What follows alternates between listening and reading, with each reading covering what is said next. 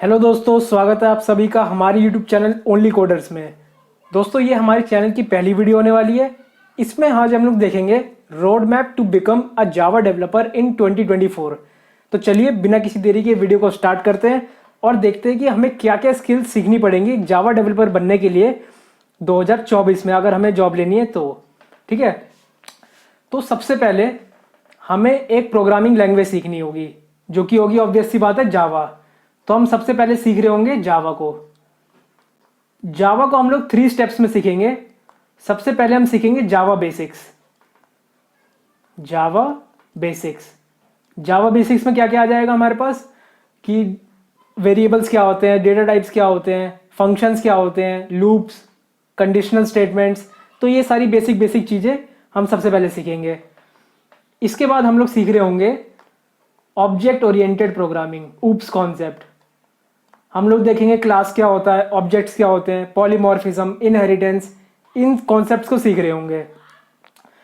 इसके बाद हम लोग सीखेंगे सबसे ज़्यादा इंपॉर्टेंट टॉपिक, जो कि होगा हमारे पास डीएसए। अब डीएसए इतना ज़्यादा इंपॉर्टेंट टॉपिक है कि ये हर इंटरव्यू में पूछा ही पूछा जाता है, तो ये करना तो मस्ट है। ठीक है, डीएसए इसको भी हम लोग देख रहे होंगे। अब इतना करने के बाद जब हमने एक प्रोग्रामिंग लैंग्वेज सीख ली, तो हम मूव करेंगे अपने फ्रंट एंड पार्ट पे। फ्रंट एंड में हम लोग सीखेंगे सबसे पहले अपनी HTML लैंग्वेज, उसके बाद CSS, और CSS सीखने के बाद हम लोग सीखेंगे जावास्क्रिप्ट, और लास्टली रिएक्ट। तो ये 4 चीज़ें करने के बाद HTML, CSS, जावास्क्रिप्ट, रिएक्ट, हमें फ्रंट एंड डेवलपमेंट आ जाएगा। ठीक है, अब फ्रंट एंड हमने सीख लिया। अब हमें ज़रूरत है एक डेटाबेस की, तो डेटाबेस को अब हमें सीखना पड़ेगा। डेटाबेस आप कोई सा भी सीख सकते हैं, लेकिन हम लोग फोकस करेंगे MySQL पर। ये सबसे ज़्यादा पॉपुलर डेटाबेस है जो कि आज की तारीख में यूज़ करा जाता है। MySQL रिलेशनल डेटाबेस है। फिर हमें सीखने की ज़रूरत है एक version control system.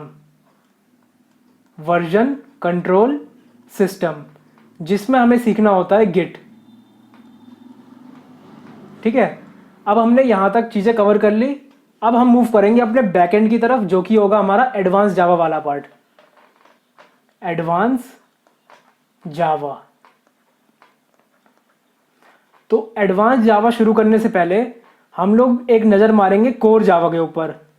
Core Java की कुछ इंपॉर्टेंट टॉपिक्स हम लोग यहाँ पर देख रहे होंगे, जैसे collection and framework, multi threading क्या होता है, वो सारी चीज़ें।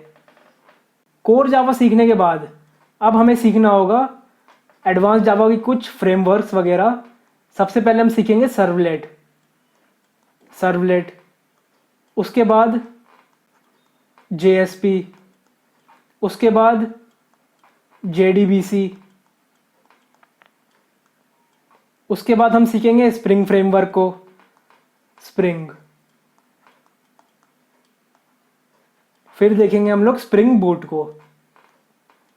तो इतना करने के साथ ही हमारा एडवांस जावा वाला पार्ट भी कंप्लीट हो जाएगा। अब इसके बाद हमें एक क्लाउड सीखने की ज़रूरत है। क्लाउड में हम लोग सीख रहे होंगे AWS, Amazon वेब सर्विसेज। तो डेट्स इट दोस्तों, ये है हमारा कंप्लीट रोड मैप जो कि हमें फॉलो करना है। आपको एक चीज़ का ध्यान रखना पड़ेगा कि ये सिर्फ मिनिमम रिक्वायरमेंट है, कि अगर हमने जावा सीख लिया, front end, back and, database, version control system, cloud, तो ये हमारा एंट्री लेवल के लिए परफेक्ट रोड मैप है। आपको इतनी टेक्नोलॉजी, इतनी स्किल्स आनी चाहिए इंटरव्यू में बैठने से पहले। ठीक है, लेकिन यहाँ पर रोड मैप ख़त्म नहीं होता।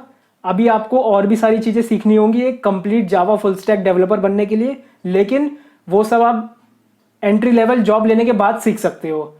लेकिन अभी ये मिनिमम रिक्वायरमेंट है कि इतनी सारी टेक्नोलॉजीज आपको आनी चाहिए।